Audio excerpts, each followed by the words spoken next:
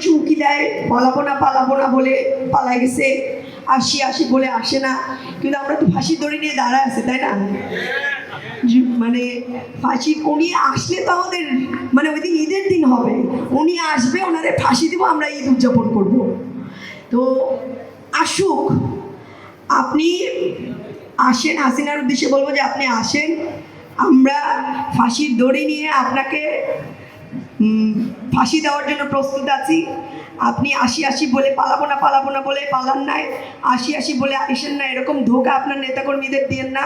কারণ আপনাদের এই পতিত ছাত্রলীগ, আওয়ামী লীগেরা অনেক স্বপ্ন ধরে আছে যে মনে হয় আসবে, আসলে আপা ওদেরকে একটু বুঝ দিয়ে রাখে যে আমি আসি। আর এগুলো ভণ্ড কথা, ওদেরকে বুঝ দিয়ে ওদেরকে রাস্তায় নামায়, মাইর খাওয়ায়।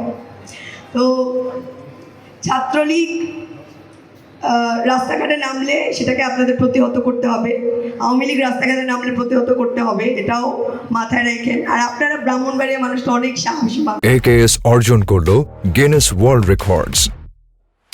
AKS